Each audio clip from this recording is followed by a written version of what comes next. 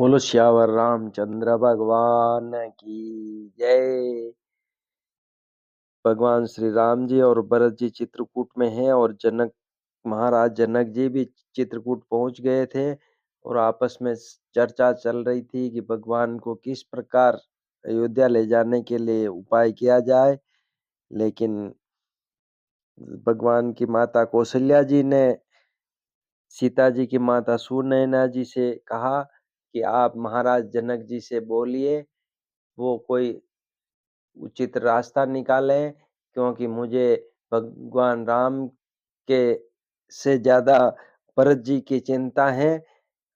ये अपने कल सुना, भरत जी का बहुत ही पावन चरित्र चल रहा है। आप प्रेम से पूरा वीडियो सुने और अच्छा लगे तो चैनल को सब्सक्राइब करें। रामचरितमानस शुरू से चल रही है, इसलिए भाग 1 से सुनेंगे तो आपको पूरी रामचरितमानस सुनने को मिल जाएगी। श्री राम जय जय राम, श्री राम जय जय राम, श्री राम जय जय राम, श्री राम जय जय राम। अब सीता जी की माता सुनैना जी भगवान की माता कौशल्या जी से मिलने आए थे, तो अब सीता जी को भेजने का निवेदन करके सीता जी को लेकर वे वापस अपने निवास स्थान को रवाना हो रहे हैं। अब आगे पढ़ते हैं। जानकी जी अपने प्यारे कुटुंबियों से जो जिस योग्य था उससे उसी प्रकार मिली। जानकी जी को तपस्विनी के वेश में देखकर सभी शोक से अत्यंत व्याकुल हो गए। जनक जी श्री राम जी के गुरु वशिष्ठ जी की आज्ञा पाकर डेरे को चले और आकर उन्होंने सीता जी को देखा। जनक जी ने अपने पवित्र प्रेम और प्राणों की पाहुनी जानकी जी को हृदय से लगा लिया। उनके हृदय में वात्सल्य प्रेम का समुद्र उमड़ पड़ा। राजा का मन मानो प्रयाग हो गया। उस समुद्र के अंदर उन्होंने आदि शक्ति सीता जी के अलौकिक स्नेह रूपी अक्षय वट को बढ़ते हुए देखा। उस सीता जी के प्रेम रूपी वट पर श्री राम जी का प्रेम रूपी बालक बाल रूपधारी भगवान सुशोभित हो रहा है। जनक जी का ज्ञान रूपी चिरंजीवी मुनि व्याकुल होकर डूबते डूबते मानो उस श्री राम प्रेम रूपी बालक का सहारा पाकर बच गया। वस्तुतः विदेह राज की बुद्धि मोह में मग्न नहीं है। यह तो श्री सीताराम जी के प्रेम की महिमा है, जिसने उन जैसे महान ज्ञानी के ज्ञान को भी विकल कर दिया। पिता माता के प्रेम के मारे सीता जी ऐसी विकल हो गई कि अपने को संभाल न सकी, परंतु परम धैर्यवती पृथ्वी की कन्या सीता जी ने समय और सुंदर धर्म का विचार कर धैर्य धारण किया। सीता जी को तपस्विनी वेश में देखकर जनक जी को विशेष प्रेम और संतोष हुआ। उन्होंने कहा, बेटी, तूने दोनों कुल पवित्र कर दिए। तेरे निर्मल यश से सारा जगत उज्जवल हो रहा है, ऐसा सब कोई कहते हैं। तेरी कीर्ति रूपी नदी देव नदी गंगा जी को भी जीत कर, जो एक ही ब्रह्मांड में बहती हैं, करोड़ों ब्रह्मांडों में बह चली हैं। गंगा जी ने तो पृथ्वी पर 3 ही स्थानों हरिद्वार, प्रयागराज और गंगा सागर को बड़ा तीर्थ बनाया है, पर तेरी इस कीर्ति नदी ने तो अनेकों संत समाज रूपी तीर्थ स्थान बना दिए हैं। पिता जनक जी ने तो स्नेह से सच्ची सुंदर वाणी कही, परंतु अपनी बड़ाई सुनकर सीता जी मानो संकोच में समा गई। पिता माता ने उन्हें फिर हृदय से लगा लिया और हित भरी सुंदर सीख दी और आशीष दी। सीता जी कुछ कहती नहीं है, परंतु मन में सकुचा रही हैं कि रात में सासुओं की सेवा छोड़कर यहाँ रहना अच्छा नहीं है। रानी सुनैना जी ने जानकी जी का रुख देखकर उनके मन की बात समझकर राजा जनक जी को जना दिया। तब दोनों अपने हृदय में सीता जी के शील और स्वभाव की सराहना करने लगे। राजा रानी ने बार बार मिलकर और हृदय से लगाकर तथा सम्मान करके सीता जी को विदा किया। चतुर रानी ने समय पाकर राजा से सुंदर वाणी में भरत जी की दशा का वर्णन किया। सोने में सुगंध और समुद्र से निकली हुई सुधा में चंद्रमा के सार अमृत के समान भरत जी का व्यवहार सुनकर राजा ने प्रेम विहल होकर अपने प्रेमाश्रुओं के जल से भरे नेत्रों को मूंद लिया। वे भरत जी के प्रेम में मानो ध्यानस्थ हो गए। वे शरीर से पुलकित हो गए और मन में आनंदित होकर भरत जी के सुंदर यश की सराहना करने लगे। वे बोले, हे सुमुखी, हे सुनयनी, सावधान होकर सुनो। भरत जी की कथा संसार के बंधन से छुड़ाने वाली है। धर्म, राजनीति और ब्रह्म विचार, इन तीनों विषयों में अपनी बुद्धि के अनुसार मेरी थोड़ी बहुत गति है, अर्थात इनके संबंध में मैं कुछ जानता हूँ। वह धर्म, राजनीति और ब्रह्म ज्ञान में प्रवेश रखने वाली मेरी बुद्धि भरत जी की महिमा का वर्णन तो क्या करे, छल करके भी उसकी छाया तक को नहीं छू पाती। ब्रह्मा जी, गणेश जी, शेष जी, महादेव जी, सरस्वती जी, कवि, ज्ञानी, पंडित और बुद्धिमान, सब किसी को भरत जी के चरित्र, कीर्ति, करनी, धर्मशील गुण और निर्मल ऐश्वर्य समझने में और सुनने में सुख देने वाले हैं, और पवित्रता में गंगा जी का तथा संवाद में अमृत का भी तिरस्कार करने वाले हैं।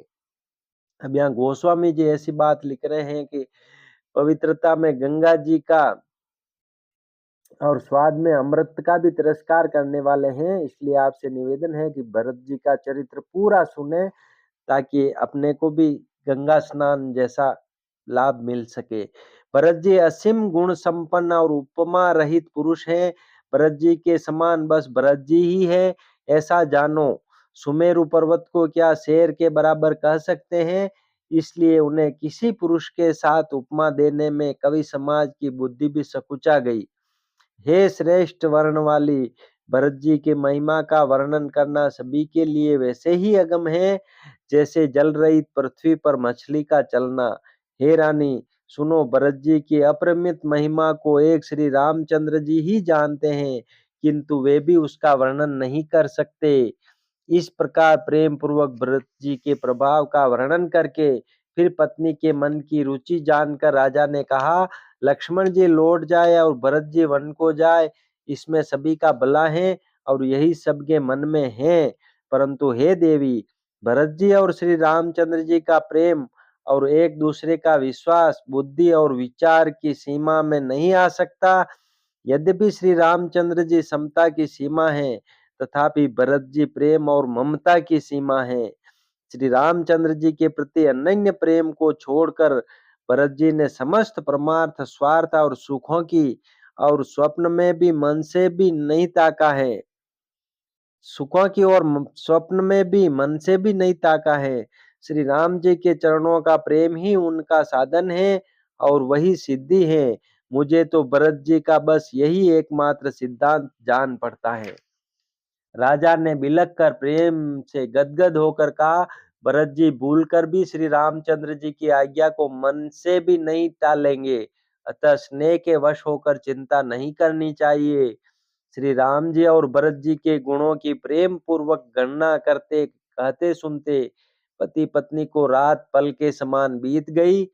प्रातः काल दोनों राज समाज जागे और नहा नहा कर देवताओं की पूजा करने लगे। श्री रघुनाथ जी स्नान करके गुरु वशिष्ठ जी के पास गए और चरणों की वंदना करके उनका रुख पाकर बोले, हे नाथ, भरत, अवधपुर वासी तथा माताएं सब शोक से व्याकुल और वनवास से दुखी हैं। मिथिलापति राजा जनक जी को भी समाज सहित क्लेश सहते बहुत दिन हो गए। इसलिए हे नाथ, जो उचित हो वही कीजिए, आप ही के हाथ सभी का हित है।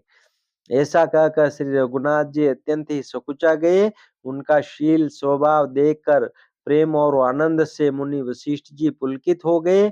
उन्होंने खुलकर कहा, हे राम, तुम्हारे बिना घर बार आदि संपूर्ण सुखों के साथ दोनों राज समाज को नरक के समान है। हे राम, तुम प्राणों के भी प्राण, आत्मा के भी आत्मा और सुख के भी सुख हो। हे तात, तुम्हें छोड़कर जिन्हें घर सुहाता है, उन्हें विधाता विपरीत हैं। जहाँ श्री राम के चरण कमलों में प्रेम नहीं है, वह सुख, कर्म और धर्म जल जाए।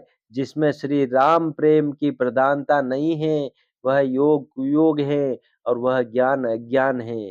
तुम्हारे बिना ही सब दुखी हैं और जो सुखी हैं वे तुम ही से सुखी हैं। जिस किसी के जी में जो कुछ है सब तुम जानते हो। आपकी आज्ञा सभी के सिर पर है। कृपालु को सभी की स्थिति अच्छी तरह मालूम है, अतः आप आश्रम को पधारिए। इतना कहकर मुनिराज स्नेह से शिथिल हो गए। तब श्री राम जी प्रणाम करके चले गए और ऋषि वशिष्ठ जी धीरज धरकर जनक जी के पास आए। गुरु जी ने श्री रामचंद्र जी के शील और स्नेह से युक्त स्वभाव से ही सुंदर वचन राजा जनक जी को सुनाए और कहा, हे महाराज, अब वही कीजिए जिसमें सबका धर्म सहित हित हो। हे राजन, तुम ज्ञान के भंडार, सुजान, पवित्र और धर्म में धीर हो। इस समय तुम्हारे बिना इस दुविधा को दूर करने में और कौन समर्थ है।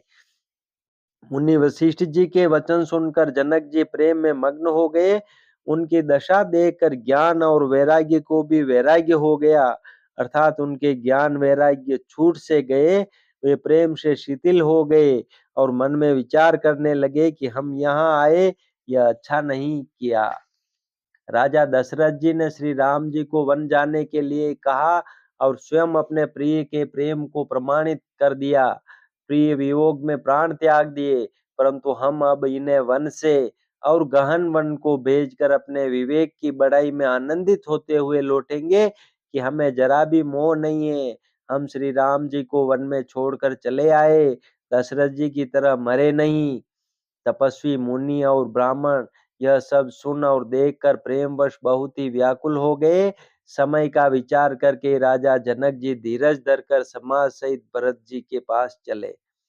भरत जी ने आकर उन्हें आगे होकर लिया, सामने आकर उनका स्वागत किया और समयानुकूल अच्छे आसन दिए। तिरहुत राज जनक जी कहने लगे, हे तात भरत, तुमको श्री राम जी का स्वभाव मालूम ही है।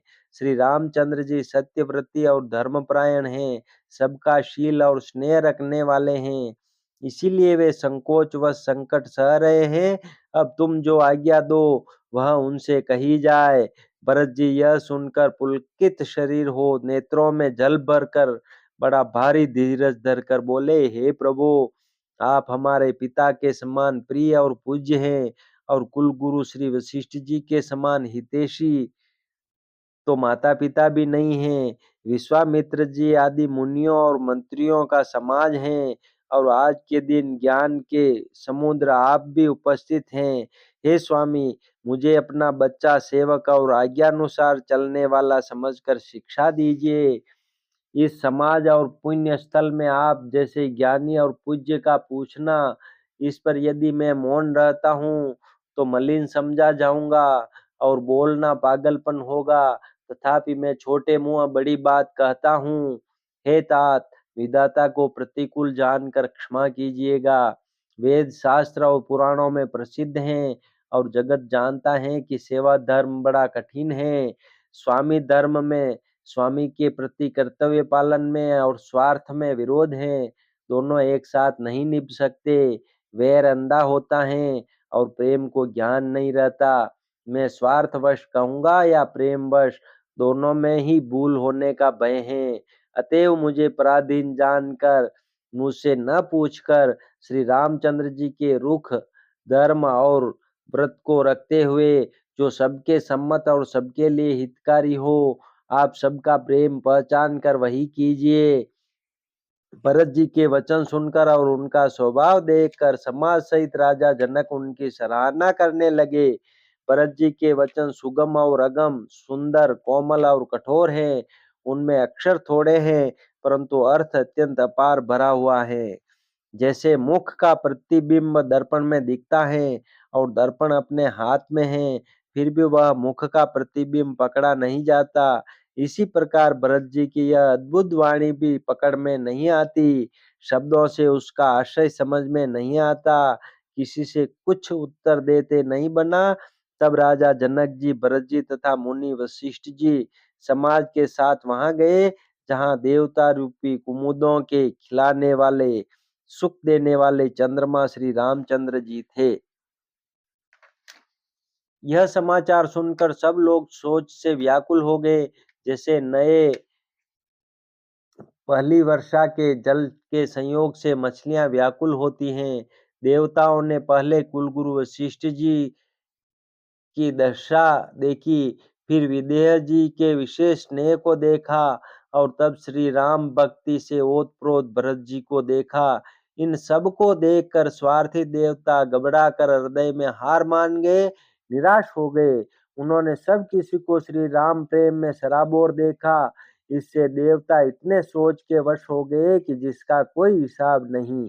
देवराज इंद्र सोच में भरकर कहने लगे कि श्री रामचंद्र जी तो स्नेह और संकोच के वश में हैं, इसलिए सब लोग मिलकर कुछ प्रपंच माया रचो, नहीं तो काम बिगड़ा ही समझो। बोलो श्यावर रामचंद्र भगवान की जय। श्री राम जय राम जय जय राम। श्री राम जय राम जय जय राम। श्री राम जय राम जय जय राम। श्री राम जय राम जय जय राम।